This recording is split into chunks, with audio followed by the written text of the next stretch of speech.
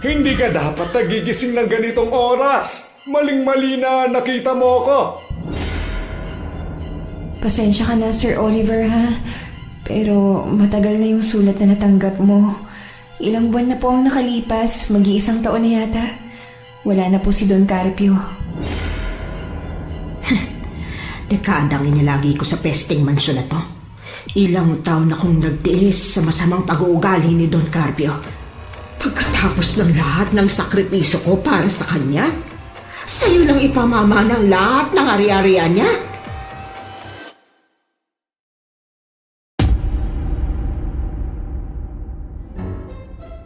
Konting pasilip lang po yan sa ating kwento ngayong araw. Pero bago ang lahat, kung bago ka pa lang dito sa channel, please like, subscribe, and hit the notification bell para updated kayo sa bawat kwentong ilalabas. May bago tayong storya 3 hanggang 4 na beses sa isang linggo. At ngayon, para sa tampok nating kwento.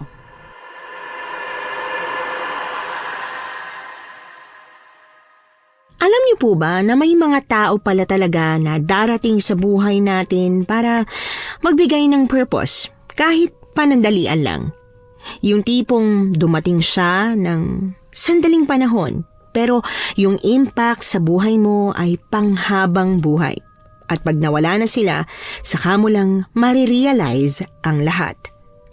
Magandang araw po, Miss Anne, at sa lahat ng tagapakinig ng inyong channel.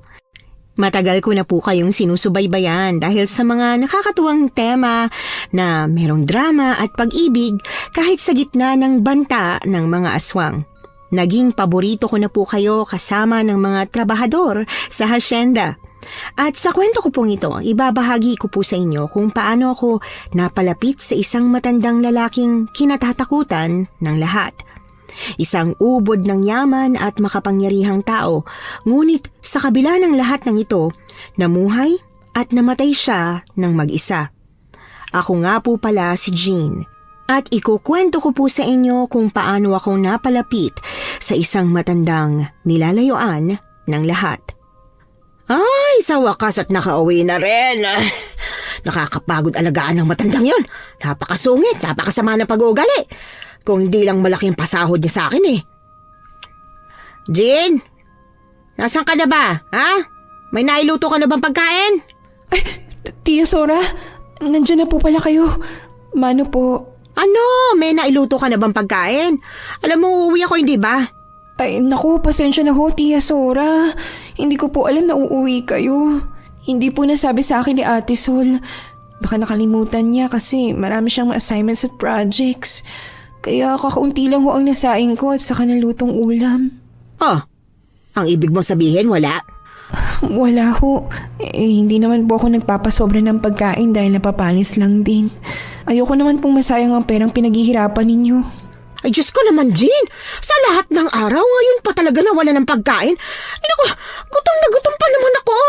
Sa susunod, tanungin mo si Marisol kung kailan ang uwi ko para makapaghanda ka naman. Pasensya na ho, Tia. Ayaw nga pala. Nakahanap ka na ba ng trabaho, ha? Hindi pa po eh. Mahirap po pala maghanap ng trabaho, no? Abay, mahirap talaga kung maselan ka sa paghahanap ng trabaho. Baka naman kasi ang gusto mo, manager ka agad, kahit na high school graduate ka lang. Ay, hindi naman po, Tia. Ang totoo nga po niyan, ilang trabaho na po ang inaplayan ko. Nagpasa na po ako ng mga biodata sa isang school para maging janitress. At sa katindera sa palengke, sa bakery, tagapagbantay ng computer shop at kung ano-ano pa po. Pero hindi po ako natanggap. Ay, Diyos ko. Hanggang kailan ka pala magiging tambay dito sa bahay? Nako. Ilang taon na kitang pinag-aaral, ha? Ha? Napagtapos pa kita ng high school. Aba, ang swerte mo naman na talaga, ano? Huwag po kayong mag-alala. Hanggat wala pa po akong trabaho, ako naman po ang kikilos dito sa bahay. Lahat po ng kailangang gawin, gagawin ko po. Kahit po yung mga damit ni Ate Sol saka ni JJ, ako na po ang maglalaba. Hindi po ako magiging pabigat. Ay, siya, sige. Wala naman ako magagawa kung di ka magaling dumiskarte sa paghahanap ng trabaho. Ipagluto mo na lang ako ng makakain. Magpapahinga na lang muna ako. Gisingin mo ako, ha, kapag tapos ka na magluto. Opo, Tia. Kinuha ko ang mga gamit ni Tia Sora at saka sumunod sa kanya patungo sa kwarto. Nang mailagay ko ng mga gamit niya ron, dumiretso na kaagad ako sa kusina. Hindi na ako nag-aksaya ng oras. Nagluto na kaagad ako ng ulam at nagsaing ng kanin. Gumraduate ako ng high school nitong nakaraang 2 buwan pero hanggang ngayon hindi pa rin ako makahanap ng trabaho. Bukod kasi sa mahirap talagang maghanap ng trabaho kapag high school graduate lang, 17 anyos pa lang ako. Wala pa ako sa legal age para makapagtrabaho. Pekein ko man ang edad ko, hindi pa rin ako makapasok. Petit kasi talaga ang katawan ko. Parang mas bata pa kaysa sa tunay kong edad. Kailangan ko pa namang magtrabaho na dahil kailangan kong masuklian ang lahat ng hirap at sakripisyo ni Tia Sora sa akin. Siya na kasi ang tumayong magulang ko sa loob ng 4 na taon simula nang maulilang lubos ako. Tia, ayos na po ang pagkain nyo. Luto na po ang ulam at kanin. Pwede na po kayong kumain. Ay nako, mabuti naman. Ano niluto mo? Ginisang gulay po. Hindi ko po nilagyan ng okra kasi, di ba ayaw niyo po nun? Mabuti kung ganon. Siya nga pala, kumain ka na ba? Opo, kumain na po ako. Huwag po kayong mag-alala. Siya, sige. Siya nga pala.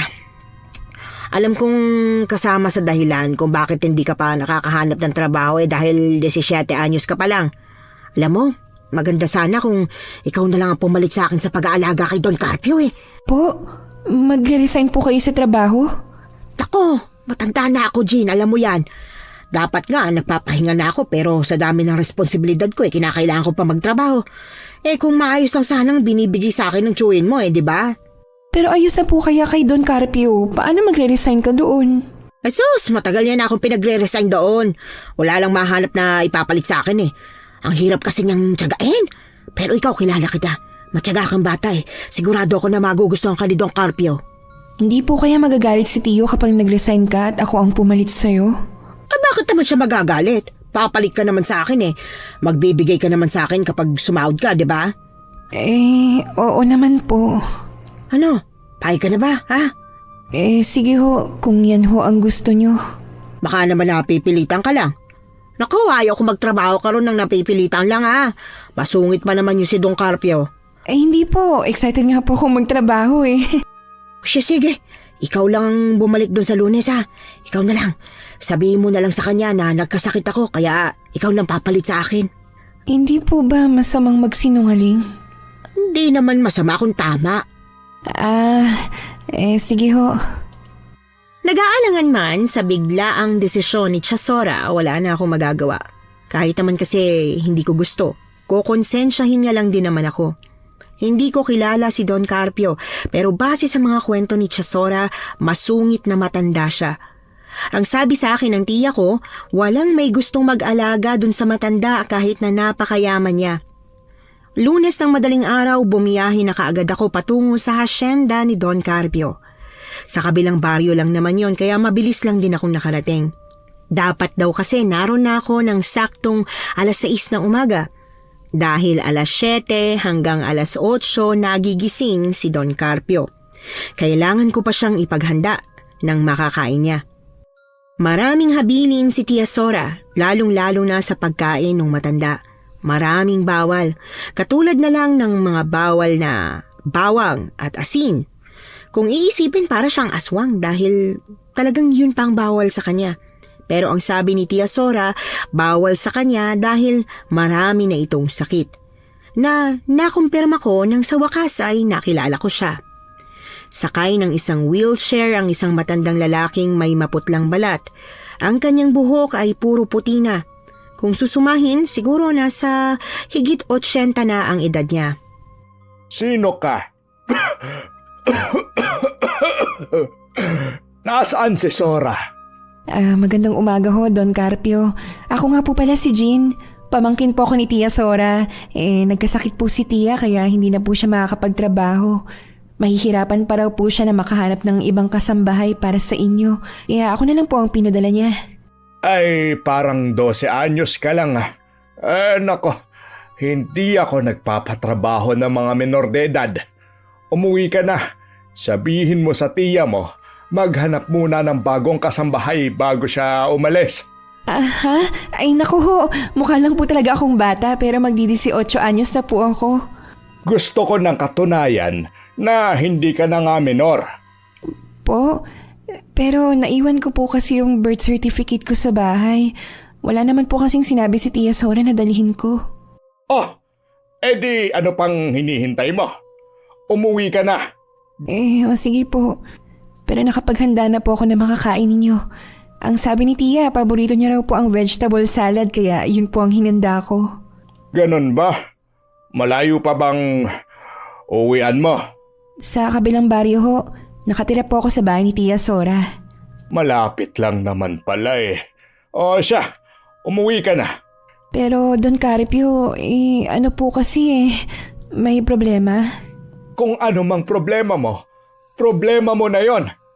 Wag mo na akong idamay. Wala po kasi akong pera. Pamasahe lang ibinigay sa akin ni Tia. Di maglakad ka. Problema ba yon? Ang mga kabataan ngayon tamad na maglakad. Samantalang kami noon ilang bundok ang tinatawid pero hindi naman kami nagre-reklamo. Sige ho, dalhin ko po ang birth certificate ko pero ang totoo po niyan, 17 pa lang po ako. Sa June pa po ako magde-18. Oh, bakit nagsinungaling ka? Kasi po nagagalit na kayo. Ayoko sa lahat, yung mga sinungaling. Kaya mo bang hindi magsinungaling kung magtatrabaho ka sa akin, ha? Hindi naman po ako sinungaling. Natatakot lang po ako kasi kailangan ko po talaga ang trabaho. Pero kung ayaw niyo po talaga akong pagtrabahuhin dito, wala naman po akong magagawa. Sige ho, uuwi na lang po ako. Huwag ka nang umuwi. Ihanda mo na ang mainit na tubig ko para pagkatapos kong kumain, makapaligo na ako. Aha? Talaga ho? Oh, ayaw mo ba? Syempre gusto ko po. Di sundin mo na ang inuutos ko sa'yo. Dali-dali kong sinunod ang inutos niya sa akin. Akala ko talaga pauuwi na niya ako dahil sobrang sungit niya sa akin. Nanlalamig ang mga kamay ko. Nanginginig pati ang mga labi ko habang nakikipag-usap sa kanya. Mabuti na nga lang at hindi bumigay ang mga tuhod ko nang dahil sa labis na kaba. Habang abala sa pagpapakulo ng tubig, kumakain naman ng almusal si Don Carpio. Napansin ko na panay ang pag-ubo niya. Nakakaawa kasi parang bibigay na yung lalamunan niya sa kakatahol. Umaangat baba ang kanyang dibdib habang habol hininga siya sa tuwing isusubo ang pagkain. May nakita po akong lemon at honey dito. Kung gusto niyo po, pwede ko po kayong gawa ng lemon tea tapos lalagyan ko po ng honey para kahit papaano po lumuwag yung paghinga niyo. Pagpapabango ba yan, ha? Ayoko sa mga sip-sip, ha? Po? Ay nako, kilala ko ang mga ganyang ugali. Magkukunwaring mabait para makasip-sip. Di kung ayaw niyo po, magtitiis lang po kayo sa kakaubo. Nagmamalasakit lang naman po. Ano ka mo? Sumasagot ka? Hindi po. Ang sabi ko lang po, hindi naman po ako sumisip-sip sa inyo. Suggestion ko lang naman po, pero kung ayaw niyo po, edi wag na lang po. Apat? Oy, siya, sige. Igawa mo ako ng tiyaan na sinasabi mo. Kapag hindi gumana yan sa ubo ko, tatanggalin talaga kita. Sige po. Ganito kasi ang ginagawa sa akin ni nanay noong buhay pa po siya. Mabilis pong gumaling ang ubo ko. At saka po, bakit parang ang tindi po ng ubo niyo? Hindi po ba kayo nagpapatingin sa doktor? Wala akong tiwala sa mga doktor. Tutusukin lang nila ako ng tutusukin ng maraming karayom pagkatapos paiinumin ako ng kung ano-anong gamot. Mag-aaksaya lang ako ng pera. Paano po kung malala na po pala ang ubo niyo? Di mamatay. Ang tagal-tagal ko nga mamatay. Inabot na ako ng 89. Bagot na ako sa buhay na to. Don Carpio naman, wag po kayong ganyan. Ang sarap pong mabuhay lalo na po kayo na maraming pera. Pwede ka nga pong pumunta sa iba't ibang lugar na... Napuntahan ko na ang buong mundo. Ang gusto ko na lang ngayon mamaya pa. Sabi niyo ho Ay, ito na po pala yung tiyaan niyo. Mainit pa po Hindi ba pwedeng mamaya ko na yan iinumin? Gusto ko na munang maligo. Kaya niyo po bang maligo ng mag-isa? Naka-wheelchair na po kayo Kayang-kaya ko pa, no? Naka-wheelchair lang ako dahil tinatamad ako maglakad. Ah, ganun po ba? Akala ko po lumpo na po kayo. Alam mo, napakadaldal mo ano. Hindi naman po masyado. Kahit masungit si Don Carpio, masasabi kong hindi naman siya masama. Ang ugali niya ay parang tipikal na sa mga matatanda. Nagsusungit dahil sa edad nila. Sa loob ng ilang linggo, mabilis kong natutunan ang lahat ng mga dapat gawin sa loob ng mansyon. Hindi ko naman kailangang maglinis ng napakalaking mansyon dahil may dumarating na tagalinis tuwing Miyerkules, kaya minor lang na paglilinis ang kailangan kong gawin. Ang hindi ko lang talaga gusto sa mansyon ay yung kakaibang pakiramdam tuwing gabi habang natutulog ako. Pakiramdam ko kasi palaging may nanonood sa akin na naging dahilan kaya nagigising ako tuwing madaling araw. Mano po, Tia Sora? Ay, kaawaan ka ng Diyos, pamangkin. Oh, kumusta ang ilang linggong pagtatrabaho mo doon kay Don Carpio? Kaya pa ba? Oh, wala naman pong problema, Tia. Medyo masungit lang po talaga siya dahil matanda na. Ay sus, kilala ko matandang yon. Napakasungit, kaya imposibleng hindi mo kaiinisan. Oh, ganun po ba talaga siya nakakainis? Parang hindi naman po. Ay siya nga po pala, ito na po ang unang sahod ko. Ay ba? Napakabait mo naman talagang bata ka. Eh teka, bakit ito lang? Po, kulang pa po ba yan? Kasi po, namili pa po ako ng mga kailangan ko sa katawan. Tulad na lang po ng shampoo, sabon at Sa saka... pagkakaalam ko, libre ang mga yan sa bahay ni Don Carpio. Hindi ako pinagdadamutan niya ng mga ganyan. Kaya bakit ikaw namili ka pa? Ano po kasi, Tia? Nangangati po yung balat ko sa sabon doon. Hindi po yata sanay ang katawan ko sa ibang sabon. Ay Diyos ko, kung hindi mo sanayin ang balat mo sa kung anong sabon ang meron, magiging mas maarte pa yan. Ay, akala ko pa naman sakto ang perang ipapadala mo. Alam mo naman ang tuition fee ng ate Sol mo eh. Hindi pa ako nakakabayad kasi huminto nga ako ng trabaho para makapagtrabaho ka. Sige ho. Magkano pa po ba ang kulang? Kung wala ka ng pera, hindi naman kita mapipilit. Hindi po, meron pa po ako. Ito po Idagdag niyo po sa tuition fee ni Ate Sol. Talaga? Anak ko, baka naman sumama ang loob mo rito ha? Hindi naman po. Ayos lang. Mas kailangan mo po yan sa pag-aaral ni Ate Sol. Siya po ang pag-asa nating unang makakagraduate ng kolehiyo sa pamilya. Kaya dapat po natin siyang suportahan. Ay, ang bait talaga ng pamangkin ko. Salamat ha. O siya, sige na, pumasok ka na sa kwarto mo. Tia, may ulam pa po ba tayo? Ay, naubos na. Kung nagugutom ka, magluto ka na lang ng itlog at may kanin pa naman doon. Sige ho. Alam kong ganito ang mangyayari kapag nagsimula ako magtrabaho. Na iaasa sa akin ni Chasora ang lahat. Na ipaparamdam niya sa akin ang bigat ng utang na loob ng pagpapalaki niya sa akin. Hindi man niya direktang sinasabi at ginagamitan niya pa ng mga mabubulaklak na salita. Ramdam na ramdam ko naman. Kaya nga ang ginawa ko, sinadya kong liitahan ng perang unang ibinigay ko sa kanya para kung sakali man na magpapadagdag siya, konti lang din ang idadagdag ko. Hindi ko alam kung tama ba ang mindset ko, pero sa tingin ko kasi deserve ko rin na may sariling ipon. Pangarap ko rin namang makaalis sa poder nila. Sa totoo lang, napapagod na rin akong maging sunod-sunuran. At para magawa ko yon, kailangan kong makapag-ipon ng sariling pera. Ilang araw ang lumipas at unti-unting bumait sa akin si Don Carpio. Hindi na siya palaaway. Naging palakwento pa nga siya sa akin. Nahilig din siyang mamasyal sa hasyenda at panoorin ng mga nagtatanim na magsasaka. Bagay na hindi naman niya ginagawa noon. Alam mo ba kung ilan ang trabahador ko rito sa hasyenda? Medyo malakas din po pala ang trip niyo, no? Paano ko naman po mabibilang ang mga trabahador niyo rito? Ang dami-dami po. Hulaan mo lang. Siguro 200? Nako, mahina ka. Hindi naman po ko si Madam Auring. Ilan nga po ba? Lagpas 500. Ganon karami ang manggagawa rito. Hala, totoo po? Ay grabe, sobrang yaman niyo naman po. Paano niyo po napapatakbo ang hasyenda? Parang chill-chill lang naman po kayo. Anong chill? Malamig? Chill po. Parelax-relax, ganun po. Ah, ito ang bunga ng paghihirap ko nung kabataan ko.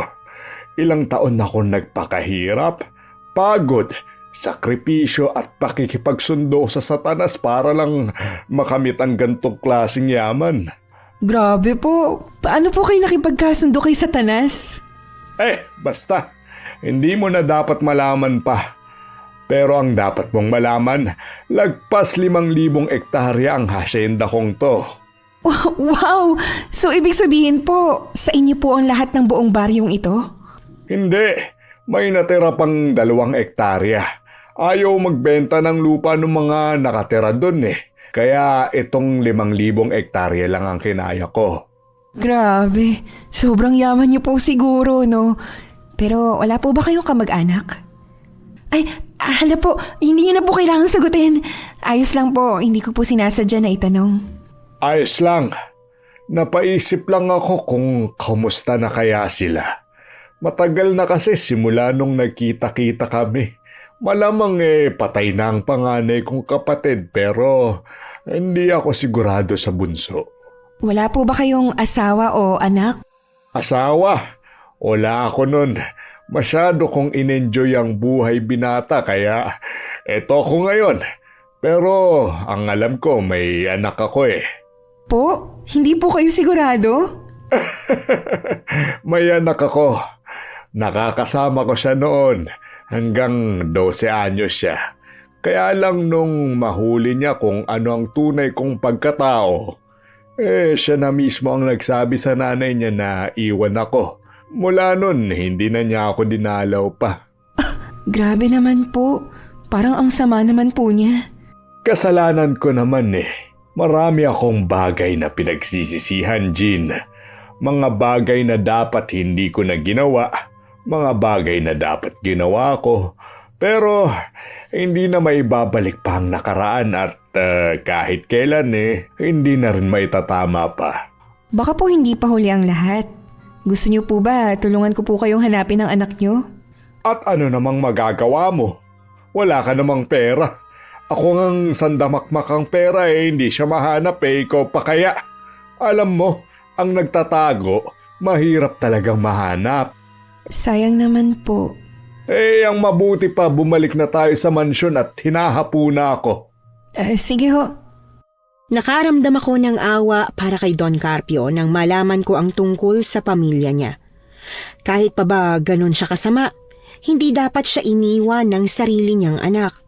Kitang-kita ko ang lungkot sa mga mata ni Don Carpio na para bang matagal na niyang kinikim-kim ang bigat. Gusto ko siyang tulungan, pero tulad nga ng sinabi niya, wala akong kakayahan. Para kahit papaano makatulong sa kanya, araw-araw ko siyang pinangingiti. Napakahirap niyang pangitiin pero natutuwa ako dahil unti-unti kong nahuhuli ang kanyang kiliti. Ayos na sana ang lahat sa mansyon kaya lang hindi pa rin nawawala ang kakaibang pakiramdam ko tuwing gabi habang natutulog ako. Akala ko noong una dahil lang hindi pa ako sanay matulog sa mansyon pero inabot na ng 2 buwan at ganun pa rin. Isang gabi, nang magising ako 3:00 ng madaling araw, nahirapan akong makabalik muli sa pagtulog. Kaya naisipan kong bumangon para lumabas at dumiretso sa kusina para sana uminom ng tubig. Ngunit pagkarating ko doon, laking gulat ko nang may marinig akong kumakalansing. Para bang may hinahalungkat. Bigla akong nakaramdam ng kaba. Naisip ko na baka magnanakaw yon. Kaya imbis na dumiretso sa loob ng kusina, kumuha ako ng vase. Alam kong mamahalin yon pero mas mahalaga na may hawak akong pandepensa kung sakali mang magnanakaw nga ang makakaengkwentro ko. Dahan-dahan akong pumasok sa loob ng kusina. Nasa harap ng refrigerator ang magnanakaw. Nangangalkal ito ng pagkain. At nang nasa harap na ako nito, kaagad kong itinutok ang vase sa kanya. Sino ka? Anong ginagawa mo rito? Magnanakaw ka, no? Jean! Teka, Bakit Don gising ka pa? Carpio? Ano pong ginagawa niyo? Madaling araw na, kumakain pa po kayo? Ay, Diyos ko, bakit po kayo kumakain ng hilaw na karne ng manok? At saka ang dami niyo pong nakain. Marami pong laman sa ref kanina pagkatapos kong magluto. Hindi ka dapat nagigising ng ganitong oras. Maling-mali na nakita mo ako. Pero Don Carpio, mali rin po na... Hindi ko pa natatapos ang sinasabi ko, bigla nang bumagsak sa sahig si Don Carpio. Hinimatay siya, kaya dali-dali kong binitiwan ang hawak kong vase pagkatapos ay dumiretso ko sa kanya at tinulungan siyang tumayo.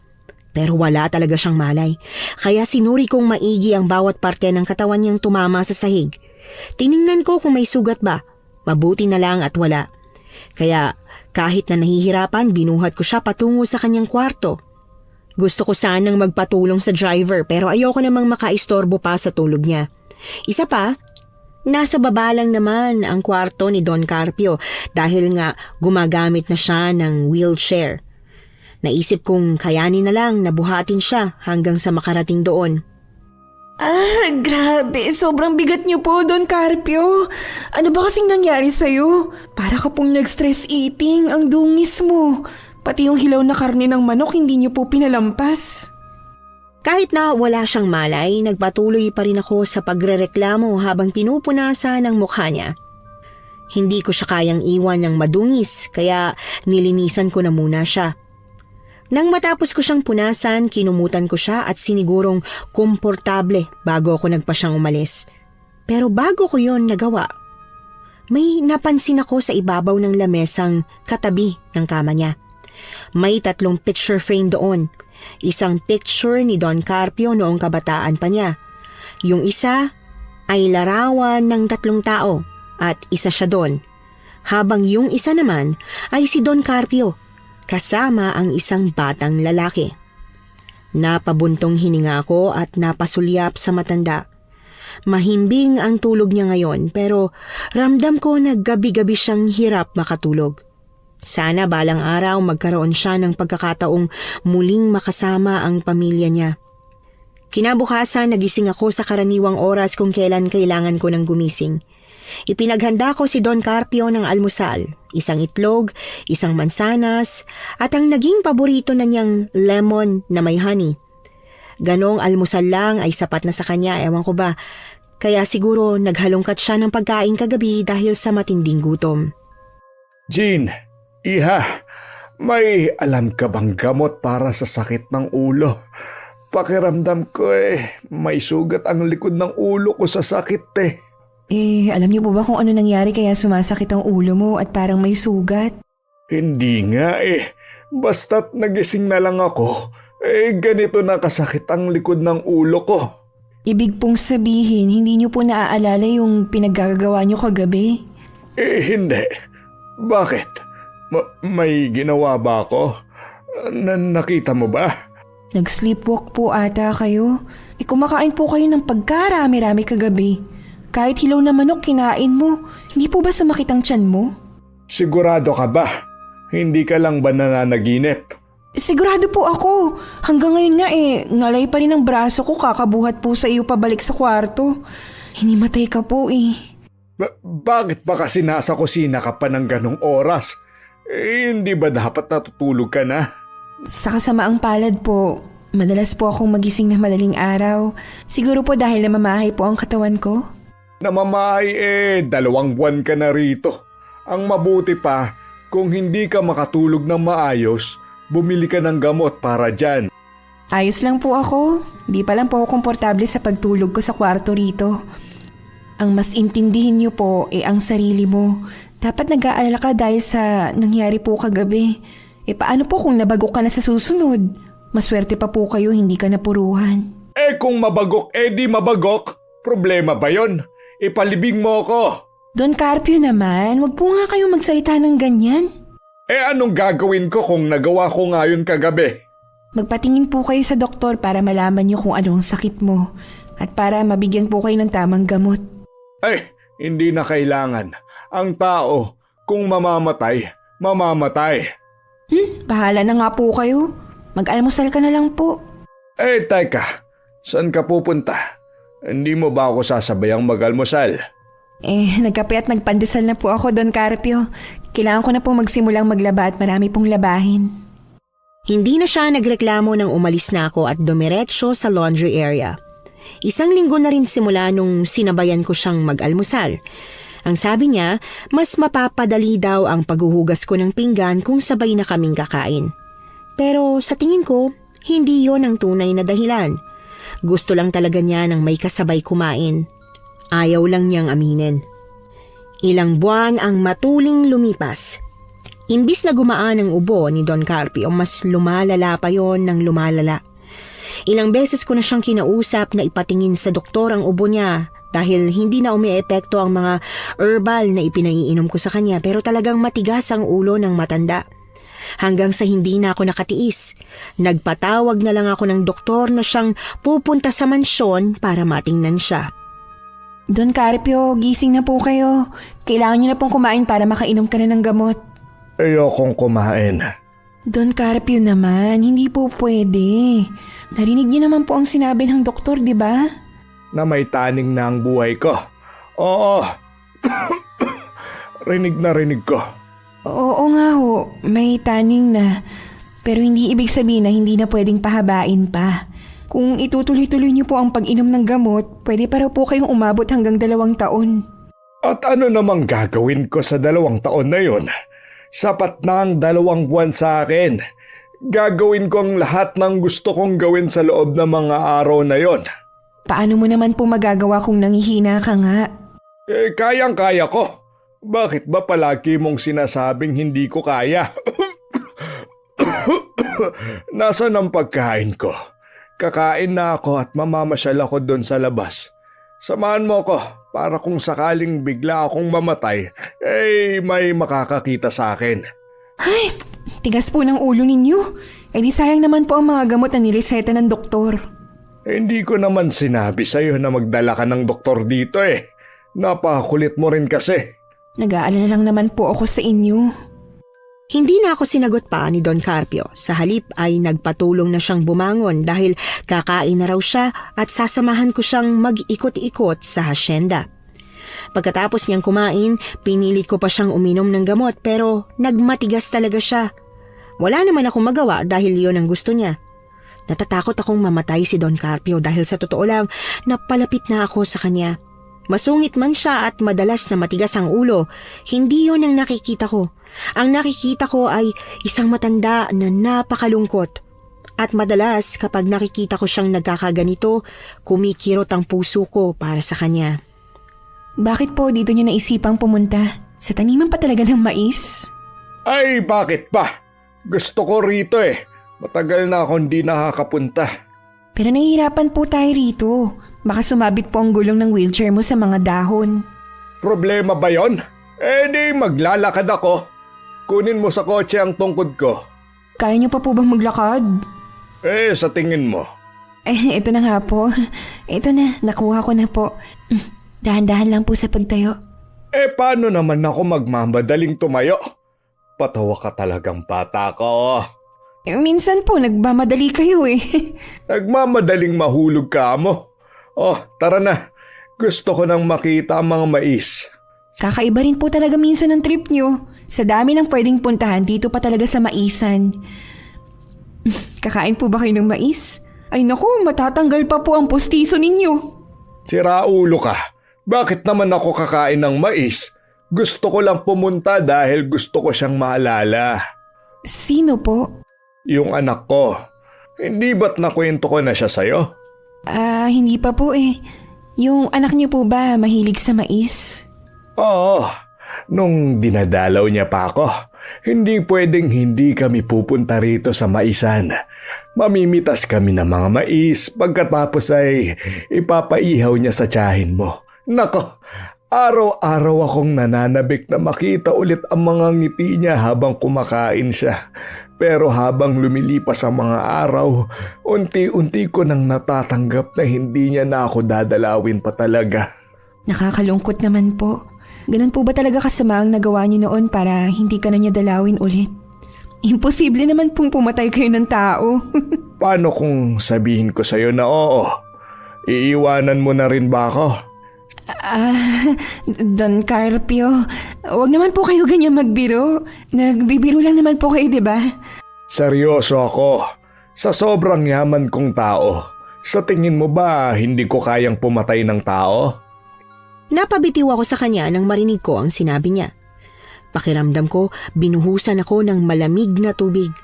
Hindi ko inaasahan na gano'n ang isasagot niya.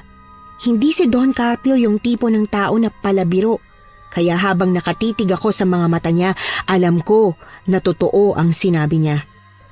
Hindi mo ba kailanman naisip kung bakit iniwanan ako ng buong pamilya ko kahit gano'n pa ako kayaman?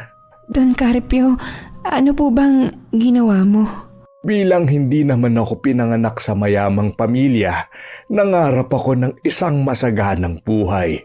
Ilang beses akong sumubok, nagtrabaho, nagnegosyo, sinubukan ang lahat ng mga bagay na pwede kong ikayaman pero 30 anyos na ako, hindi pa rin sapat.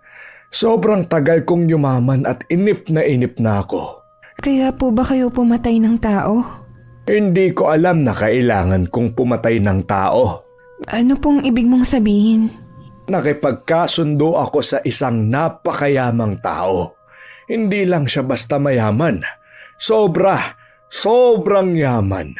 Ang sabi niya sa akin, ipamamana niya raw sa akin ang lahat ng ari-arian pati na ang pera niya. Basta tanggapin ko lang ang pinakatatago niyang lihim. Basta't ako ang sasalo nang maiiwan niya dahil mamamatay na siya. Ano po yung sinalo niyo? Ipinasa niya sa akin ang sisiw niya. Isang sisiw na patuloy na mabubuhay sa katawan ko hanggat patuloy akong kakain ng tao. Kumakain po kayo ng tao? Jean, huwag kang matakot. Oo, kumakain ako ng tao. Noon, bago ako mahuli ng anak ko. 38 taon na ang nakakalipas, kaya ngayon hinang-hina na ang katawan ko. Paano po ako makakasiguro na hindi mo ko kakainin? Kung kakainin kita, ay di sana matagal na, di ba? Noon pa sanang pwede pa akong mabuhay. Kung ganun, naghahanap po kayo ng pagpapasahan ng sisiw? Bakit? Tatanggapin mo ba kung ipapasa ko sa'yo? Siyempre hindi po. Bakit ko naman po gagawin yun? Hindi po ako desperadang yumaman. Mabuti kung ganon. Huwag kang mag-alala. Isasama ko ang sisiw na nasa tiyan ko hanggang sa hukay. Kaya huwag mong kalilimutang magpahukay ng sobrang lalim na libingan para sa akin, ha? Sobrang sama ng loob ko dahil yun na ang huling beses na nakausap ko si Don Carpio. Para niya akong anak kung humagulgol sa mismong libing niya. Bukod sa mamimiss ko siya, awang-awa talaga ako sa kanya. Wala kasing ni isang kamag-anak ang dumalaw. Tanging mga trabahador lang ang naroon. Sinunod ko ang habili niya na lalima ng hukay ng libingan. Kahit pa nagtataka ang mga naghukay, wala naman silang magagawa. Sa likod lang ng mansyon inilibing si Don Carpio ayon na rin sa last will and testament niya. Ay, salamat naman at natapos na rin ang libing ni Don Carpio. Nakakapagod ah. Bakit ba kasi kailangan pa niyang iburol samantalang wala naman siyang kamag-anak na dumalaw? Tia, wag naman po kayong ganyan. Kahit walang dumadalaw na kamag-anak, tao pa rin naman po si Don Carpio. At saka nakita niyo naman po, marami pa rin nagmamalasakit sa kanya. Ay sus, plastic lang ang mga yon. Matagal ko nakilala ang mga taong yon. Dekada ako nagtrabaho rito, no? Siya nga pala. Tungkol sa last will and testament niya. Bakit sa'yo ipinaalam ng abogado, ah? Teka, huwag mong sabing pinamanahan ka niya. Bakit niyo naman po nasabi yan? Syempre, hindi na alam ni Don Carpio kung buhay pa mga kabag-anak niya. Kaya, kanino niya ipapamana ang napakalaking hasyendang ito, pati na yung mansyon, di ba? Imposible namang ibinigay niya itong lahat sa charity. Ang totoo po niyan, pinamanahan niya nga po talaga ako. Talaga? Magkano pinamana sa'yo? Kalahating milyon? 1 milyon? Uy, nakakatuwa naman. Hindi po. O, ba't ganyan ang itsura mo? Ayaw mo bang sabihin sa akin kung magkano? Kung ganun, sige. Hindi kita pipiliting aminin sa akin kung magkano, pero baka naman. Alam mo naman na ako nagpasok sa'yo dito, di ba? Hindi kayo magiging close ni Don Carpio kung hindi dahil sa akin. Siyempre naman ho. Bibigyan ko kayo. Magkano nga ba? Basta ho, bibigyan ko kayo ng malaki. Damot ayaw sabihin. Basta bigyan mo ako ha, kahit mga 70% lang ng ipinamana sa'yo. Ano po? Grabe naman po kalaki ang 70%, Tia. Parang sobra naman po. Ay, hindi sobra yun, Jane. May pamilya pa kasi ako. 4 kami. Ang mga pinsan mo at ang tiyo mo. Samantalang ikaw, mag-isa ka lang naman sa buhay, ano? Ano gagawin mo sa maraming pera, di ba? O sige ho. Pero kasi ang sabi din sa last will and testament niya, ako na po muna ang bahala sa hasyenda. Ang ilang porsyento ng kita ibibigay sa mga charity na sinusuportahan niya. Ganun ba? Okay din ano. Ang galing mong manguto ng matandang mayamang madaling mamatay. Hindi ko naman po siya inuto. Sadyang napalapit lang po talaga ako sa kanya. Sabi mo eh. Eto nga palang mansyon. Sa'yo rin ba pinamana, ha? Yun nga po Hindi ko nga po alam kung kanino ipinamana. Hindi ko po kasi kilala ang pangalang nakasulat. Ano bang pangalan? Oliver po Pero mukhang kamag-anak ni Don Carpio dahil kaapelido niya. Ay, si Sir Oliver? Yung anak ni Don Carpio? Naku, bakit pinamana niya pa rin ng mansyon na ito? Samantalang ang tagal-tagal na niyang hindi siya dinadalaw. Ay, nako. Pero mukhang di na makukunin ni Sir Oliver tong mansyon eh. Baka nga hindi niya alam na namatay na yung tatay niya. Sinisimulan ko na nga po siyang hanapin Naku, wag na. Si Don Carpio nga, hindi niya mahanap yung anak niya. Ikaw pa kaya? Tayo na lang ang titira dito. Dadalhin ko na rito yung pamilya ko, ha? Naku, sigurado maiinggit ang kumari ko kapag nalaman niyang mayaman na tayo. Salamat sa napakaganda at napakatalino kong pamangkin. Hindi ko sinabi kay Tia Sora kung magkano ang buong ipinamana sa akin ni Don Carpio. Tulad nga ng sinabi niya kanina, gusto niya ng mas malaking parte. At kapag ibinigay ko sa kanya ang 70% ng manang nakuha ko, malamang sa malamang na mauubos lang ang pera ni Don Carpio sa wala. Hindi ko kayang mangyari yon. Ang perang ipinamana sa akin ni Don Carpio ay ang dahilan kung bakit siya nawalan ng pamilya. Hindi ko kayang sayangin lang ang lahat ng isinakripisyo niya. Nasira ang pamilya niya dahil sa perang ito, kaya hindi ko hahayaang maubos lang ng ganon. Kahit hindi pa ako pumapayag, talagang lumipat na sina Tia Sora sa mansyon. Tuwang-tuwa ang mga pinsan ko, maging ang tsuhin ko na asawa ni Tia ay walang mapaglagyan ang saya. Pero ewan ko ba, pakiramdam ko may mali. Na para bang hindi tamang narito sila. Grabe, pamangkin. Hindi ko akalain na mapapasatin ang mansyon na ito. 3 dekada akong naging alipin dito, ha? Pero kahit na sa panaginip, hindi ko naisip na magiging akin ito. Tia, hindi po sa atin to. Titira lang po tayo rito sa mansyon hanggang sa dumating ang tunay na may-ari. Nasabi ko naman po yun sa inyo, di ba? Mapapasatin na to kapag hindi mo na hinanap yung anak ni Don Carpio. Huwag mo na kasing hanapin, Diyos ko naman, Jill. Huwag ka na magsayang ng oras tsaka ng pagod. Malaki na po ang ibinigay sa akin ni Don Carpio. Tama na po yun. Itong mansyon, hindi ko po ito aangkinin. O edi sige, good luck. Mahanap po sana yung batang yun. Hindi yung magpapahanap takot lang niya. Alam niyo po ba ang tungkol sa pagkatao ni Don Carpio? Abay syempre, ako nag-alaga sa kanya, no?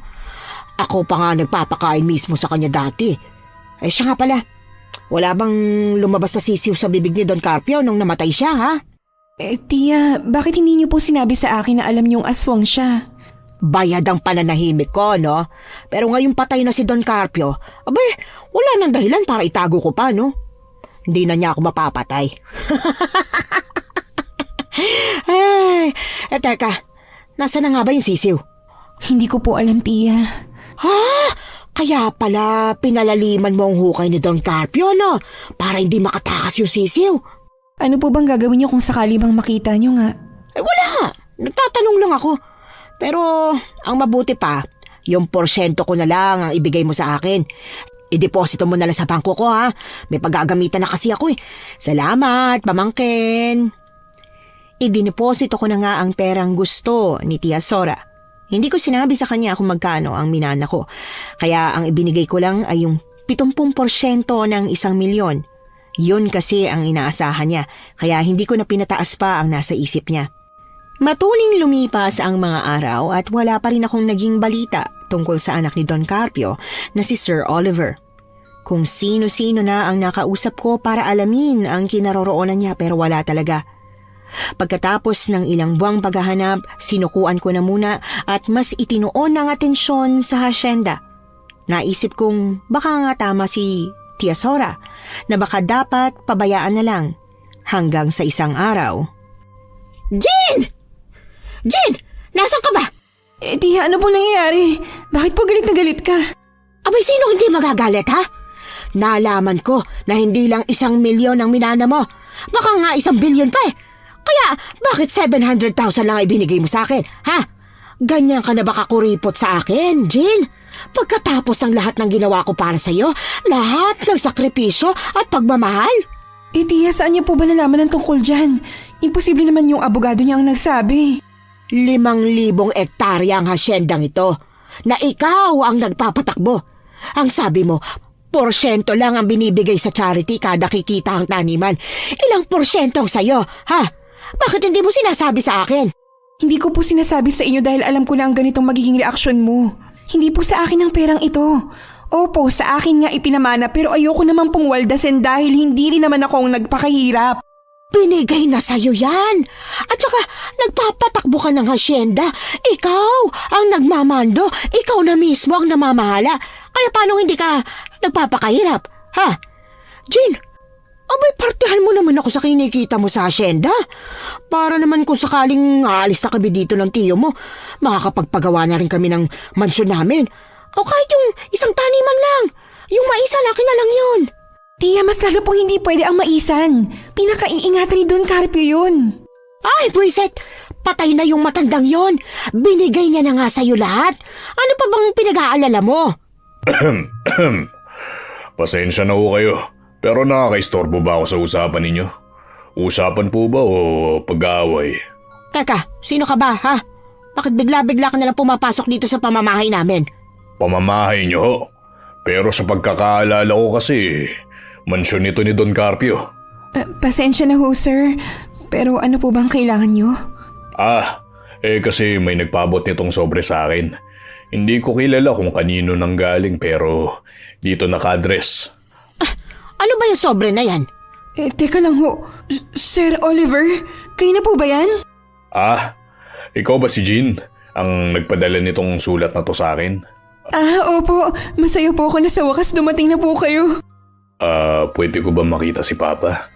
Ang sabi mo kasi sa sulat na ipinadala mo sa akin, may malubha siyang sakit. Nasaan ba siya? Nasa kwarto ba? Gusto ko sana siyang makita eh. Ngayon lang nakarating sa'yo ang sulat ko? Ibig mong sabihin, matagal na to? Ang mabuti pa ho, dadali na lang po kita sa kanya. Ay, tara na ho. Teka, Jean! Mag-uusap pa tayo, ha? Hindi ko pinansin ang huling hirit ni Tia Sora.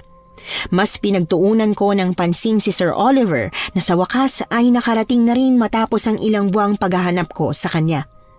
Ang totoo, noong nalaman kong may taning na ang buhay ni Don Carpio, inalam ko ang address nila Sir Oliver. Naghalungkat ako sa mga gamit ni Don Carpio at nakakita ako ng mga lumang sobre doon. Iba-iba ang address na nakalagay sa bawat sulat, pero may isang magkakapareho. Iisang pangalan lang din ang nakalagay. Oo, nagsinungaling ako kay Tia Sora na hindi ko kilala ang pinamanahan ng mansyon. Pero ang totoo, alam ko na talaga dahil nagpadala ako ng sulat sa kanya. Umasa lang ako na sana hindi maging gahaman si Tia, pero wala eh. Talagang nag-uumpisa na siyang maging gahaman. Nang makalabas kami ni Sir Oliver sa mansyon, tahimik ko siyang dinala sa likod ng bahay kung saan nakalibing ang katawan ni Don Carpio. Hindi ako nagsasalita. Hindi dahil wala akong sasabihin sa kanya, kundi dahil gusto kong nakasentro na muna sa nararamdaman ni Sir Oliver ang mga sandaling yon. Pasensya ka na, Sir Oliver, ha? Pero matagal na yung sulat na natanggap mo. Ilang buwan na po ang nakalipas, mag-iisang taon na yata. Wala na po si Don Carpio. Ibig sabihin, tama ako nang iniisip na matagal na talaga ang mga sulat na nadiskubre ko sa cabinet ni Mama. Akala ko ba hindi mo alam? Alam ko na, pero umasa pa rin ako na baka bagong dating lang ang nabasa kong sulat. Ngayong nandito na ako sa puntod ni Papa, alam ko nagkamali ako ng hinala. Ikaw ang pinagkatiwalaan ni Papa sa asyendang to, di ba? Opo, ako nga. Ibig sabihin, alam mo ang totoong pagkatao niya. Kilala ko si Papa. Hindi siya basta-bastang nagtitiwala sa isang tao. Opo, alam ko at nakwento niya rin po ang tungkol sa inyo. Nung nakita ko mismo ng harapan kung paano kumain ng laman ng tao ang tatay ko. Oo, natakot talaga ako sa kanya. Kasi sino bang hindi matatakot kung makakita ka ng aswang at sarili mo pang ama, di ba? Tama, kahit sino nga ho talaga matatakot. Natakot ako, pero papa ko pa rin siya eh. At kahit kailan, hindi niya ako sinaktan. Mahal na mahal ako ni Papa. Ibinigay niya sa akin ang mundo. Pero dahil sa takot ni Mama nung sinabi ko sa kanyang nakita ko, nilayo niya ako kay Papa. Ang sabi ko, pwede ko naman siyang kausapin. Pwede ko naman sabihin sa kanya na magbago na siya. Pero imbis na gawin yun, tinago ako ni Mama. Ibig mong sabihin hindi mo desisyon ng hindi magpakita sa papa mo? Desisyon yun ng mama ko. Pero naiintindihan ko naman siya dahil natatakot lang siya na mapahamak ako.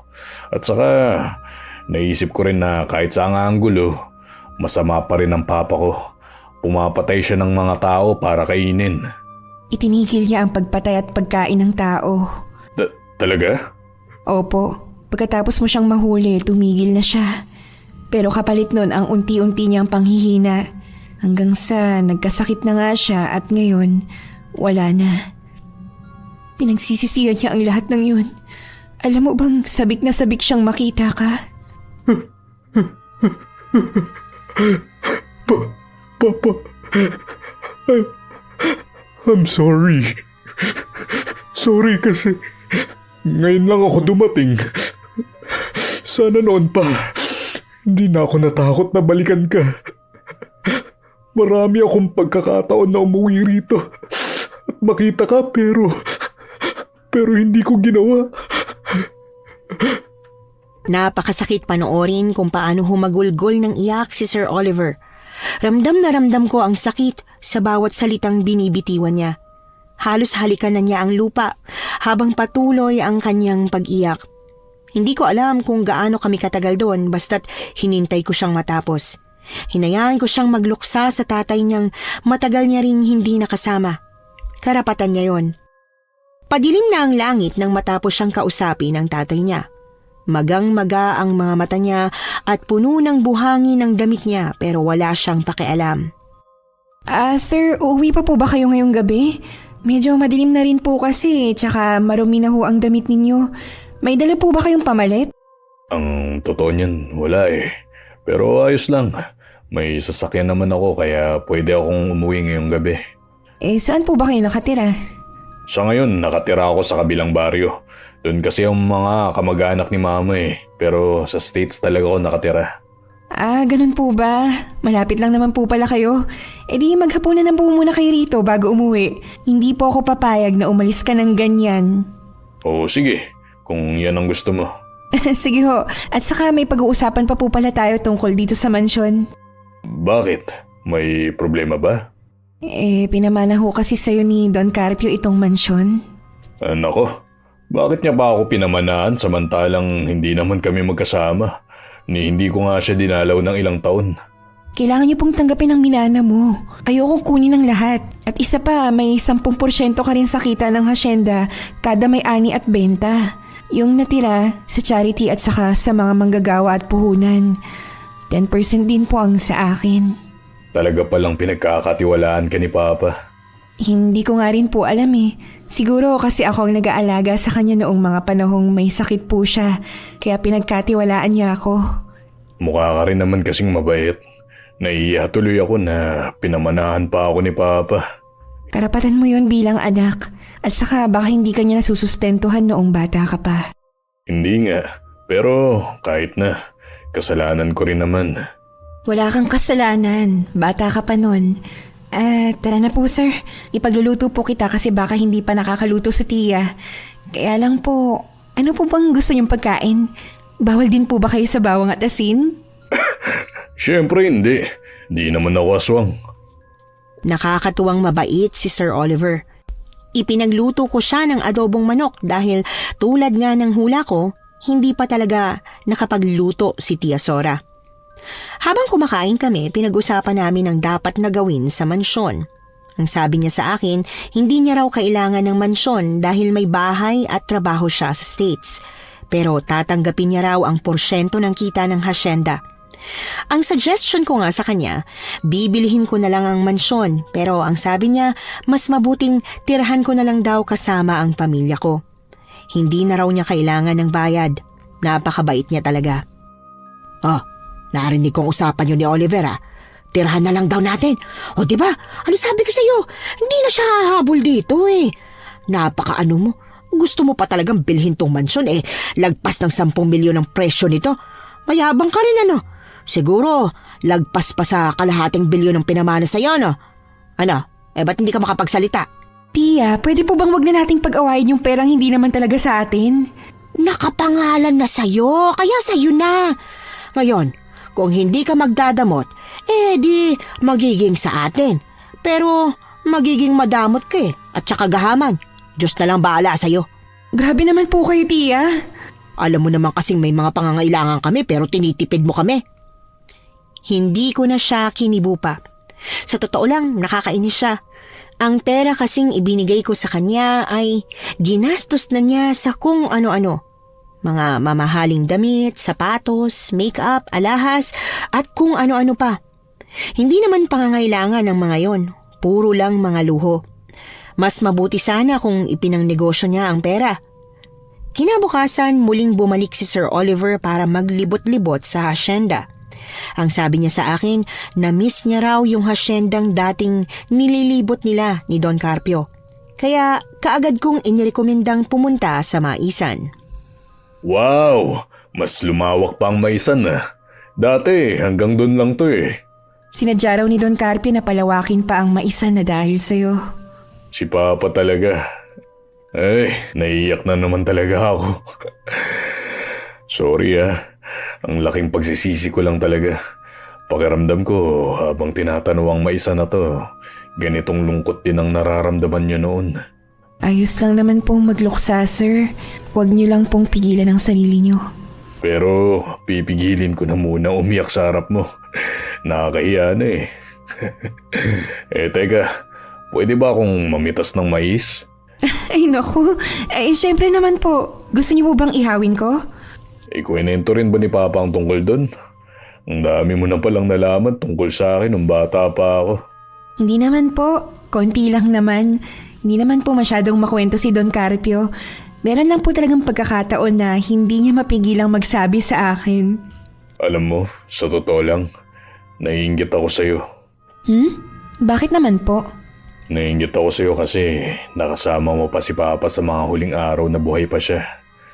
Kung hindi sana itinago sa akin ni Mama ang sulat mo para sa akin, o kaya yung mga dating sulat ni Papa, di sana nakasama ko pa siya. Ay wag na wag po kayo magtatanim ng sama ng loob sa nanay mo. Gusto lang niya na protektahan ka. Tama ka at alam ko naman yun. Oh, tara na. Mamitas na tayo ng mais para matikman ko na ulit yung mais ng Pinas. Masayang kasama si Sir Oliver. Para siyang batang sabik na sabik sa bawat puntahan naming parte ng hasyenda. Yun nga lang, iniyakan niya ang pagkain ng mais. Ramdam ko ang matinding pagkamis niya sa kanyang ama habang umiiyak na kinakain yon. Ang sabi niya, hindi raw siya iiyak sa harap ko pero hindi pa rin niya napigilan. Araw-araw habang nakaisang linggong bakasyon pa siya rito sa probinsya, pumupunta siya sa hasyenda. May mga pagkakataon na hindi ko na siya sinasamahan dahil may iba pa akong dapat gawin. Positibo akong wala siyang gagawing masama. Ano naman ba kasi ang pwede niyang gawin kung sakali? Napapasarap na yata ang pagpunta-punta niyang si Oliver dito sa hasyenda. Akala ko ba sa States nakatira yan? Bakit parang dito na yata? Tia, 1 linggo lang po siya rito sa Pilipinas kaya sinusulit niya ng mga araw. At saka ano naman po kung nandito siya palagi? Hasyenda naman po ito ng tatay niya. Ibang pakiramdam ko dyan ha. Pakiramdam ko may binabalak yung lalaki na yan eh. Alam mo, ang mga kinayang gawin ni Don Carpio nung kaedaran niya palang yang si Oliver. Ay, naging sakim at masama siya. Kaya hindi malabong mamanin ni Oliver ang ganong klaseng pag-uugali, no? Hindi naman po siguro. Hindi mo sigurado, oy. Baka mamaya nagiging mabait lang pala siya dahil may binapalak na siyang masama. At ano naman po ang gagawin niya? Baka mamaya, patayin ka niya. Tia Sora, masyado naman po kayong praning. Hindi niya po gagawin yun sa akin. Ako, mag-ingat ka dyan, Jean, ha? Wala ako sa tabi mo palagi para bantayan ka, ha? Hindi ko masyadong ininda ang sinabi sa akin ni Tia Sora. Hindi rin kasi ako naniniwala na gagawin sa akin yon ni Sir Oliver. Ang nasa isip ko, sadyang nag-aalala si Tia Sora na madagdagan ng kaagaw sa manang nakuha ko. Medyo nalulungkot lang talaga ako na para bang nagiging gahaman na si Tia. Hindi ko naman siya diretsyang masabihan dahil alam kong masasaktan siya. 4:00 ng hapon nang makita ko si Sir Oliver na may bit-bit na pala. Kasama niya ang ilang mga trabahador sa hasyenda habang nakikipagtawanan pa siya. Sir Oliver, saan po kayo pupunta? At may dala po kayong pala? Ito ba? Tutulong ako sa paglilinis ng malaking kanal. Nagbara daw kasi. Umuwi na yung ibang trabahador at sila na lang daw yung natira. Kaya sasama na ako para tumulong at para mapadali na rin yung gagawin.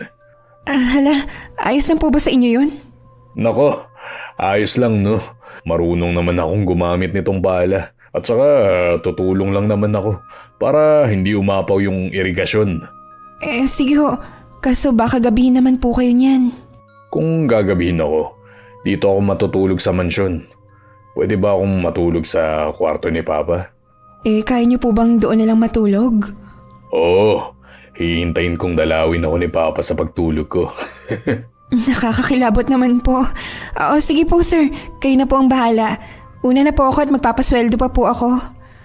Nang tuluyan na kaming nakapagpaalam sa isa't isa, dumiretso na ako sa opisina ng hasyenda kung saan nakapila na ang mga trabahador para sa sweldo nila. Tuwing araw ng sahod, maaga ang uwian, kaya medyo inagahan ko rin talaga para makauwi na sila sa kanya-kanya nilang mga pamilya. Matapos kong magpasahod, bandang 5:00 ng hapon, umuwi na ako ng mansyon para magpahinga. Oh, Jean, gusto mo ba ng kape? Naipagtimpla na kita. Ay naku, tiya, magpapahinga na po sana ako. Nag-abala pa po kayo. Pwede po bang tumanggi? Nakapagtimpla na ako. Tsaka nakainom na ng kape ang mga pinsan mo. Sayang naman to kung itatapon eh. Bakit po kasi nagtimpla kayo kaagad? Sige na nga po, akin at iinumin ko na lang po sa kwarto. Ayun, alam ko naman talaga na ayaw mo nag-aaksaya. Masarap ang kape niyan, Jane. Aminin ko man ho sa hindi, masarap naman po talaga kayong magtimpla ng kape. Oo na, siya sige, magpahinga ka na. Ayoko mang magkape, ayoko namang itapon ni Tia ang tinimpla niya para sa akin. Isa pa, kilala ko siya. Mabilis siyang magtampo. Kaya kung hindi ko tatanggapin, malamang na magalit siya. Pagkarating ko sa kwarto, inilapag ko ang kape sa ibabaw ng lamesa. Naghugas lang ako ng katawan at nagpalit ng damit bago ko sana inumin ang kape. Pero hindi ko na nagawa nang makatulog na ako sa labis na kapaguran. Napabalikwas na lang ako ng bangon nang bigla kong ang naalala ang kapeng dapat iinumin ko. Pagbangon ko, napansin ko agad ang oras sa wall clock. 9:00 na ng gabi at ang kape ko malamig na. Hindi lang malamig. May lumulutang na ring maliit na ipis.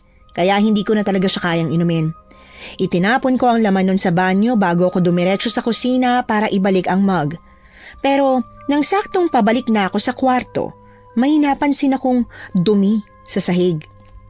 May mga patak ng buhangin doon na hindi ko mapigilang sundan. Dumiretso ang mga patak na yon sa likod ng mansyon at nang tuluyan na akong lumabas, nangunot ang noo ko nang makita si Tia Sora na tinatabunan ng buhangin ang puntod ni Don Carpio. Tia Sora, ano pong ginagawa niyo? Jean? Ay punyeta, buhay ka pa? Tia Sora, ano pong ibig sabihin nito? At saka, bakit mo hinuhukay ang puntod ni Don Carpio? Hindi mo na kailangang malaman. Ang kailangan mo lang mamatay para mapasakin ang lahat. Tiya, teka ho! Tiya, teka ho! Nabibigla po yata kayo! Halos tumalon ang puso ko nang tumakbo si Tia Sora palapit sa akin. Hawak ang palang balak niyang ipukpok sa ulo ko. Mabuti na lang at nakaiwas ako agad sa kanya. Sinubukan niyang hampasin akong muli. Kaya hindi na ako nakapagpigil. Itinula ko na siya sa balikat na naging dahilan para matumba siya sa lupa. Tiya, sorry po. Hindi ko po sinasadya na saktan ka. Ano po ba kasing nangyayari sa inyo? Bakit gusto mo akong patayin? Gusto mo talagang malaman, ha? Mula sa pagkakadapa sa lupa bumangon si Tia Sora. Dinampot niya ang pala at saka ko tinitigan ng masama. Ilang beses ko na siyang nakitang galit pero kahit kailan ay hindi ko pa siya nakitang ganito. Parang sobra-sobra ang pagkamuhi niya sa akin. Ang mga mata niya, nanlilisik, puno ng inggit. Dekadang inilagi ko sa pesting mansyon na to. Ilang taon akong nagtiis sa masamang pag-uugali ni Don Carpio. Pagkatapos ng lahat ng sakripisyo ko para sa kanya, sa'yo lang ipamama ng lahat ng ari-arian niya? Tiya, ano ka ba? Wala tayong karapatang piliin kung sino ang pamamanahan niya. Wala nga alam ko. Pero konting konsiderasyon na lang sana sa'yo, Jean. At ikaw, wala ka ring utang ng loob eh. Napakakapal ng pagmumukha mo. Tatanggapin ko na sana ang katotohanan ng hindi man lang ako binigyan ni Don Carpio kahit katiting na pera niya. Pero ikaw na pamangkin ko at pinalaki ko ng buong puso. Napakatamot mo. Hindi naman po ako nagdadamot, Tiya Sora. Hindi ko lang gustong lustayin ng perang hindi naman ako naghirap. Magtamot ka lang talaga. Muli niyang inangat ang hawak niyang pala at saka niya yun inihagis sa direksyon ko. Naiwasan ko yun ulit pero hindi naiwasang mahagip ng kaunti ang aking balikat. Iindahin ko sana ang sakit pero nawalan na ako ng panahon nang lumapit siya sa akin at hinablot ang buhok ko. Matigas din kasi ang ulo mo eh.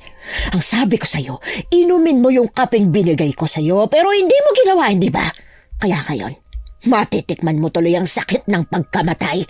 Ililibing kita katabi ng pinakamamahal mong amo. Tiya Sora, tama na po. Kahit patayin niyo ba po ako ngayon, hindi ko pa rin ibibigay sa inyo ang perang ipinamana niya sa akin. Pagtutudahan din po kayo ng mga tao. Wala akong pakialam. Basta't akin ang lahat ng pera. Nagsabunutan kaming dalawa. Habang pilit ko siyang pinalalayo sa akin, siya naman ang pilit na hinahatak ako palapit sa kanya. Halos umiyak na ako sa sitwasyon naming dalawa. Oo, masasabi kong may masamang pag-uugali si Tia Sora, pero hindi ko kailanman naisip na kaya niya itong gawin sa akin, na handa siyang patayin ako sa ngalan ng pera. At dahil hindi naman na ganoon kalakas ang pangangatawan niya, nagawa ko siyang itulak. Pagbagsak niyang muli sa lupa, inayos ko ang buhok ko saka pinunasan ng magkabila kong pisngi dahil sa mga luhang iniluha ko. Papatawarin ko po kayo, Tiya. Bibigyan ko po kayo ng perang hinihingi ninyo. Pero wag na wag po kayo magpapakita sa akin. Umalis na po kayo rito at magpakalayo-layo. Ano? At sa tingin mo ba bobo ako? Ang hasyendang ito, hindi na uubos ang pera, kaya bakit ako aalis? Pakiusap naman po, Tiya. Pakiusap, itigil niyo na to. Hindi ako titigil dahil hindi ko kailanman matatanggap na nakahiga ka sa maraming pera habang kami walang-wala. Tiya, ano ba? Kasunod ng malakas kong sigaw, ay biglang lumabas si Tio mula sa loob ng mansyon. Halatang kagigising niya lang at tila hindi makapaniwala sa mga nangyayari. Akala ko kakampihan niya si Tia Sora, pero nabigla ako nang galit na dinampot niya ang tiya ko at nanghingi ng pasensya sa akin. Hindi pa rin nagpaawat si Tia Sora. Patuloy pa rin siyang nagpupumiglas mula sa pagkakahawak ni Tio. Bitiwan mo ako, Santiago, para din to sa kinabukasan ng mga anak natin. Gusto ko silang mabuhay, prinsesa. At tayo, hari at reyna. Hindi mo ba yun gusto, ha? Bitiwan mo ako. Tiya, pakiusap naman po. Hindi ako papayag na. Hindi na natapos ni Tia Sora ang sasabihin niya nang malakas siyang sinampal ni Tio. Dahil doon, hinimatay si Tia Sora. Sobra-sobra ang paghingi ng pasensya sa akin ni Tio. Ang sabi niya, Siya na raw ang bahala at aalis daw sila sa hasyenda bukas ng umaga rin. Nanlulumong pinanood ko sila habang naglalakad papasok sa loob ng mansyon. Gusto kong umiyak. Napakasakit para sa akin na aalis na sila. Kahit papaano, naging kasundo ko naman ang mga pinsan ko. Mahal ko sila. Kaya kong patawarin si Tia Sora. Pero hindi ako sigurado kung kaya ko pa ba siyang pagkatiwalaan pagkatapos ng ginawa niya sa akin ngayon. Tulong! Tulungan niyo ako! Bumalik ako sa ulirat nang marinig ko ang boses ni Sir Oliver na humihingi ng tulong mula sa malayo. Inilibot ko ang paningin ko sa paligid. Sinusubukang hanapin siya. Pero imbis na siya ang mahanap, nangunot ang noo ko nang makita ang isang malaking bagay na lumilipad sa ibabaw mismo ng taniman ng kalamansi. Doon ko rin napansin na gumagalaw ang mga halaman na sinusundan ng bagay na yon. Para bang hinahabol. Tulungan niyo ako! Nang muli kong marinig ang boses ni Sir Oliver, saka ko lang napagtanto na nanggagaling pala doon ang sigaw niya. Natataranta, kinuha ko ang pala at saka tumakbo sa taniman ng kalamansi. Habang papalapit ako ng papalapit, unti-unti kong nakikita kung ano yung lumilipad na bagay na yon. Saglit akong natigilan nang mapagtanto ko kung ano yon. Isa yung aswang. Biglang pumasok sa isip ko kung ano ang nakita kong ginagawa ni Tia Sora kanina. Hinukay niya ang libingan ni Don Carpio at isa lang ang malamang na dahilan. At yon ay kunin ng sisiw para makagawa ng panibagong aswang. Tulong! Hoy! Aswang! Tulungan Ako ang niyo habulin mo! Kahit mahirap tumakbo sa gitna ng taniman ng kalamansi na medyo matinik ang bawat tangkay, pinilit ko. Nang tuluyan kong makita si Sir Oliver, nakaupo na siya sa lupa habang ang aswang na may mahabang dila ay papalapit na sa kanya. Pero bago pa ito makalapit, kaagad ko na tong hinampas ng pala.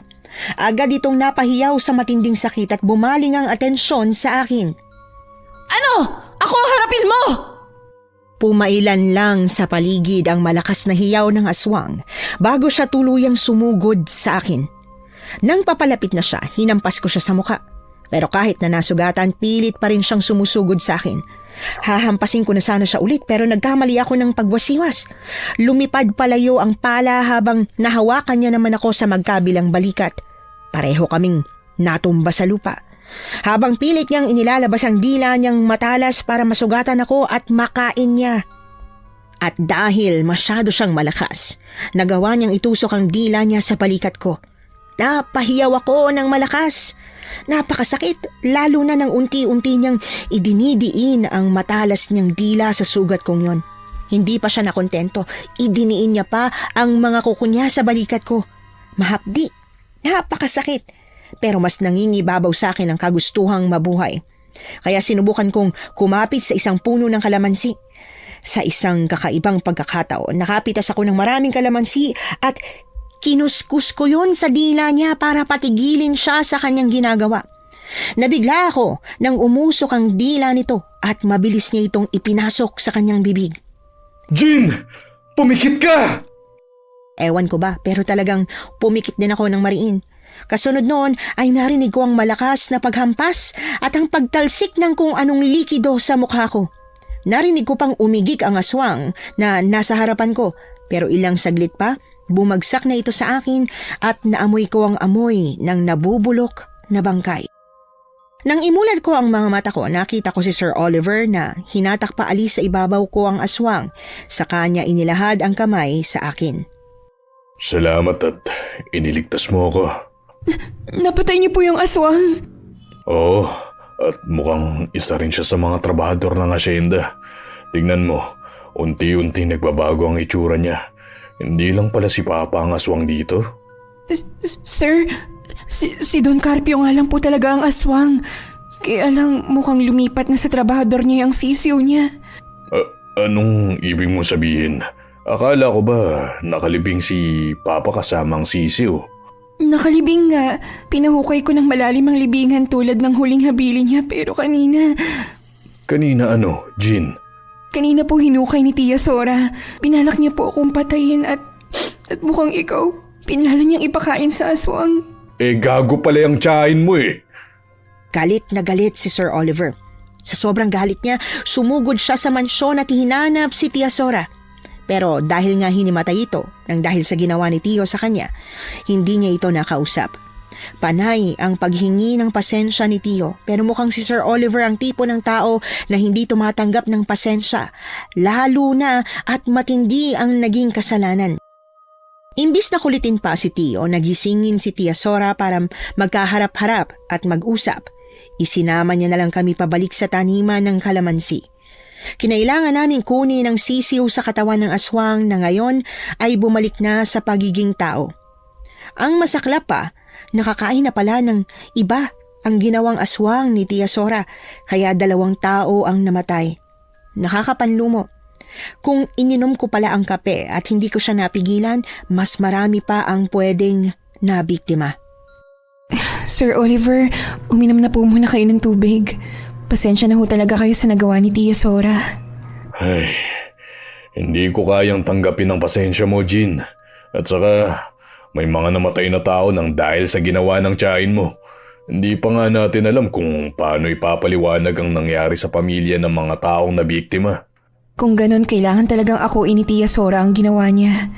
Siya ang pumatay sa 2 taong yun. Tama ka. Yan mismo ang pinupunto ko.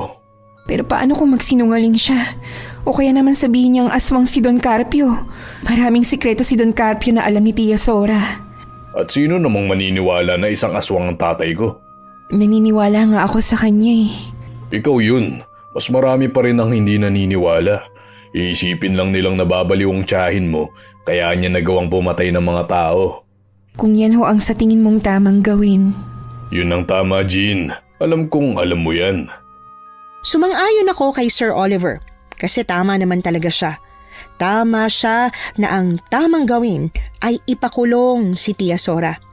Mabuti na nga lang talaga at mabait si Tio. Nang magising niya si Tia, kaagad niya kaming pinagharap-harap. Galit pa rin talaga siya, nagwawala. At hindi mapigil sa gusto niyang gawin kaya wala kaming ibang pagpipilian kundi magtawag ng mga pulis at ipakulong siya. Kaagad siyang nakulong ng walang kalaban-laban lalo na at si Tio na mismo ang tumistigo sa ginawa niya. 2 linggo matapos makulong si Tia Sora, sumama ako kila Tio para bisitahin siya at kausapin. Kahit na alam ko na hindi pa rin naman magbabago ang isip niya. Anong ginagawa mo rito, ha? Dinadalaw ko ho kayo dahil gusto ko po kayong makausap tungkol po sa mga pinsan ko. Sinira mong buhay ng mga anak ko. Inalisan mo sila ng ina. Walang yaka talaga. Wala kang utang na loob. Manang-mana ka sa nanay mo. Hindi niyo na po kailangang idamay ang nanay ko rito, Tia Sora. Kapatid niyo po siya. Dugo at laman. Kaya bakit po ganyan ang mga sinasabi niyo tungkol sa kanya? Kasi totoo naman. Ano?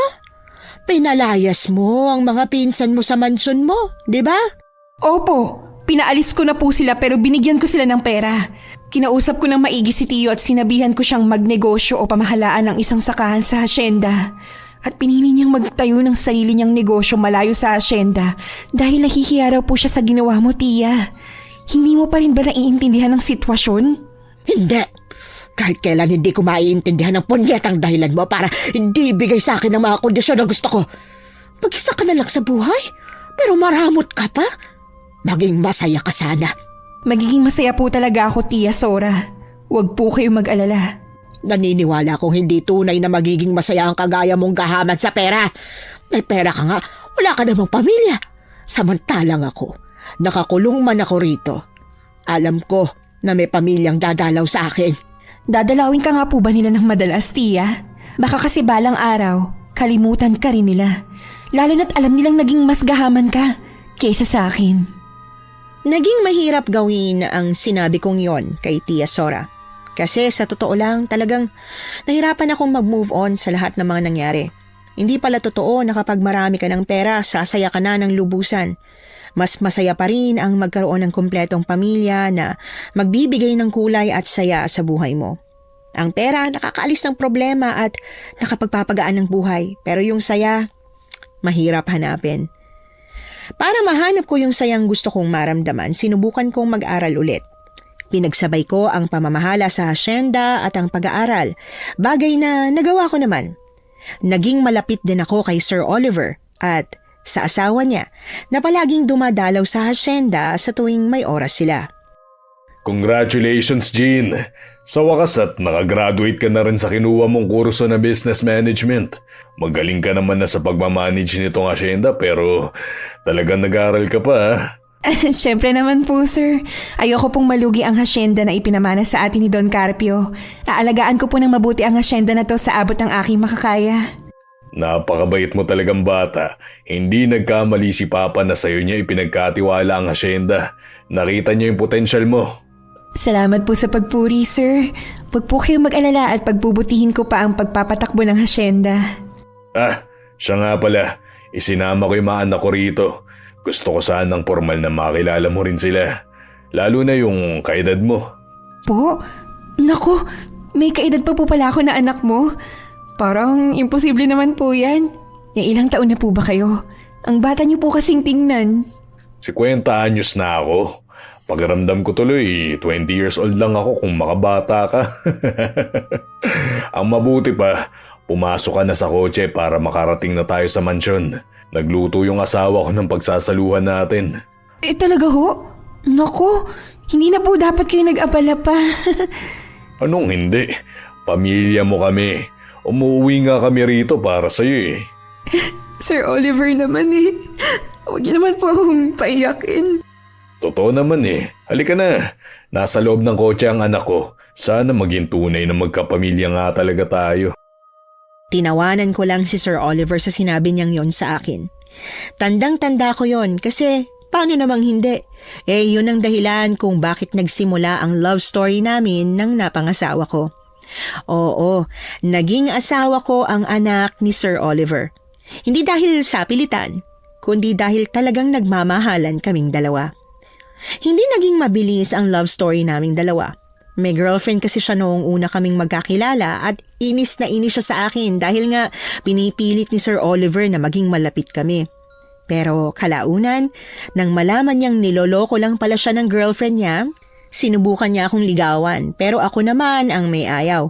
Dahil ayoko namang maging rebound. Pero sa hinaba-haba nga naman ng prosesyon, talagang nahulog pa rin kami sa isa't isa. Hindi ko na po ikukwento yung buong love story namin ng asawa ko dahil wala na pong halong aswang. Tuluyan na nga naming naibaon sa limot. Pero alam ko na hanggang ngayon, nasa hasyenda pa rin yung sisiw. Hanggang dito na lamang po, Miss Anne. Sana kahit papaano may napulot kayong aral sa kwento ko. Nagmamahal, Jean. Nagustuhan niyo po ba ang ating kwento ngayong araw? Kung oo ang sagot at hindi mo pa nagagawa, subscribe na. Click the notification bell ha, para updated ka sa tuwing maglalabas kami ng bagong kwento. Click like at mag-iwan na rin ng comment. Masayang-masaya ako tuwing nagbabasa ng messages mula sa inyo. At kung may sarili kayong karanasan na gusto nyong ibahagi sa amin, email lang sa missanhorrorstories@gmail.com. Dire-diretso lang, missanhorrorstories@gmail.com. Malay nyo, sa susunod, yung kwento na ninyo ang binabasa namin para sa ating mga tagapakinig. Hanggang dito na lamang muna at muli po, ito po ang inyong si Miss Anne. Nagpapasalamat sa inyong patuloy na pagmamahal at pagsuporta.